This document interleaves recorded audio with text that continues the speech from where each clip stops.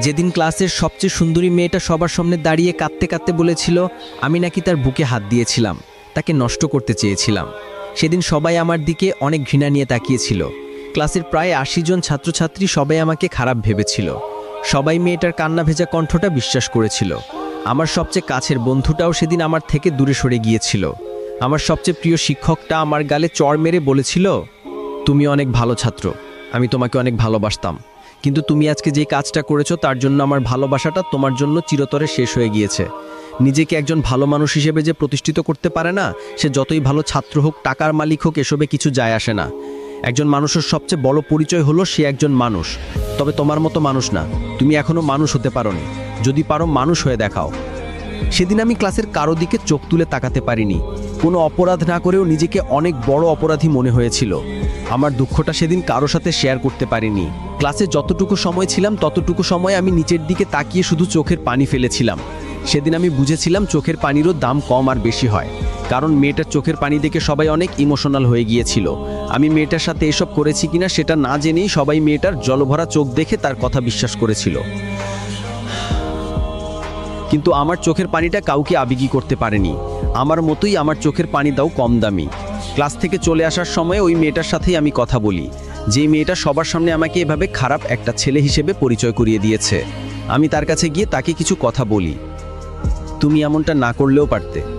তুমি হয়তো ভেবেছিলে এমনটা করার পর আমি তোমার সম্পর্কে কোনো কিছু বললে কেউ বিশ্বাস করবে না, সবাই ভাববে তোমার উপর প্রতিশোধ নেওয়ার জন্য তোমার সম্পর্কে খারাপ কথা বলছি। কিন্তু তুমি হয়তো জানো না, তুমি এসব না করলেও আমি তোমার সম্পর্কে কারো কাছে কিছু বলতাম না। তবে ভয় পেও না, এখনও তোমার সম্পর্কে কারো কাছে কিছু বলবো না। যে মানুষটা আমাকে সবার সামনে খারাপ বানিয়েছে, আমি তাকে সবার সামনে খারাপ বানাতে চাই না। কলেজ থেকে বাসায় যাওয়ার পথে যখন দেখলাম সবাই আমার দিকে কেমন করে যেন তাকিয়ে আছে, তখন আমার বুঝতে অসুবিধা হলো না আমার খবরটা এলাকার অনেকেই জেনে গিয়েছে, তাই তারা আমার দিকে এভাবে তাকিয়ে আছে। এসব খবর বাতাসের মাধ্যমে ছড়িয়ে যায়। আমারটাও হয়তো সেভাবেই সবার কাছে পৌঁছে গিয়েছে, হয়তোবা বাড়িতেও জেনে গিয়েছে।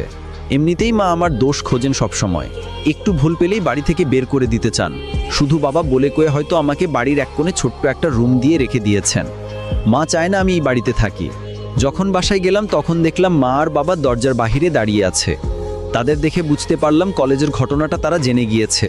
তখন আর দেরি না করে আমি বাবাকে বললাম, আমি কিছু করিনি বাবা, বিশ্বাস করেন, আমার মৃত মায়ের কসম বাবা, আমি কিছু করিনি। তুই যদি কিছু নাই করবি তাহলে মেয়েটা তোর সম্পর্কে সব বলবে কেন? তোর ক্লাসে তো আরও অনেক সুন্দর সুন্দর ছেলে আছে, তাদের সম্পর্কে তো এরকম বললো না, তোর সম্পর্কে কেন বললো? তুই এসব করেছিস বলেই সে সবার সামনে এসব বলেছে। একটা মেয়ে কখনো নিজের মান সম্মান নিয়ে এরকম মিথ্যা বলবে না। মিথ্যা তো তুই বলছিস এখন আমাদের সাথে। আমার সৎমা যখন কথাগুলো বলল তখন আমি চুপ করে দাঁড়িয়েছিলাম। কি বলবো কিছু বুঝতে পারছিলাম না। তবে এটা বুঝতে পেরেছিলাম, যাই বলি না কেন আমার কথা কেউ এখন বিশ্বাস করবে না। হঠাৎ করেই মা বাবাকে যে কথাগুলো বলল সেই কথাগুলো শোনার জন্য আমি মোটেও প্রস্তুত ছিলাম না। তুমি তোমার ছেলেকে বাড়িতে রাখলে আমি থাকবো না, এই বাড়িতে থাকবো না। আমি কোনো ধর্ষককে এই বাড়িতে রাখতে চাই না। আমার একটা মেয়ে আছে, আমি আছি, আমরা তো আর আপন কেউ না। আমি তো আর আপন মা না, হাবিবাও তো আর ওর আপন বোন না। সুযোগ পেলে কি না কি করে বসবে কে জানে। তুমি ওকে বাড়ি থেকে বের করে দাও।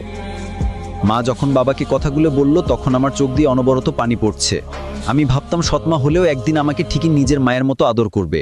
আমি সবসময় আমার সৎ মায়ের মন জয় করার চেষ্টা করেছি, কিন্তু আমি ব্যর্থ হয়েছি। তবে কোনোদিন ভাবিনি আমার সম্পর্কে এতটা খারাপ ধারণা জন্ম নিবে তার মনে। নিজেকে পৃথিবীর সবচেয়ে অপবিত্র মানুষ মনে হচ্ছে। লজ্জায় অপমানে সেদিন আমি তাদের সামনে দাঁড়িয়ে থাকতে পারিনি। এই বাড়ি ছাড়া কোথায় যাব আমি সেটা না জানা সত্ত্বেও আমি সেখান থেকে কাঁদতে কাঁদতে চলে আসি। আমার বাবা একটিবারের জন্য আমাকে থাকতে বলেনি। সেদিন আমি খুব করে বুঝেছিলাম আমাদের বাবা ছেলের সম্পর্কটা হয়তো শেষ হতে চলেছে। এটাও বুঝতে পেরেছিলাম এই বাড়িতে হয়তো আর কোনোদিন জায়গা হবে না আমার। আমাকে চলে যেতে হবে অজানা অচেনা কোনো এক নতুন ঠিকানায়। আমার কাছের মানুষগুলো আমাকে বুঝতে পারেনি, ভুল বুঝে দূরে ঠেলে দিয়েছে। এখন একজন মানুষই আছে যেই মানুষটা আমার শেষ ভরসা, যে মানুষটাকে আমি অনেক বিশ্বাস করি, অনেক ভালোবাসি। সেই মানুষটাও আমাকে অনেক বিশ্বাস করে, অনেক ভালোবাসে। তবে কেন জানি ভয় হচ্ছে, আর সবার মতোই কি সেও আমাকে খারাপ ভাববে, আমাকে বিশ্বাস করবে না? অনেক প্রশ্নের উত্তরই থেকে যাচ্ছে। তার সাথে দেখা না হওয়া পর্যন্ত এইসব প্রশ্নের উত্তর আমি পাবো জানি, তবু কেন জানি প্রশ্নগুলো নিয়ে ভাবতে ইচ্ছে করছে। সেদিন রাতটা আমি সিয়াম নামের এক বন্ধুর বাসায় তার সাথেই থাকি। ও হয়তো বিশ্বাস করেছিল আমি এসব করিনি। আমি এতটা খারাপ মানুষ না যে একটা সুন্দরী মেয়ের দুর্বলতার সুযোগ নিয়ে তার বুকে হাত দিব, কিংবা কে জানে হয়তোবা বিশ্বাসও করেছিল, ভদ্রতার খাতিরে বলতে পারেনি।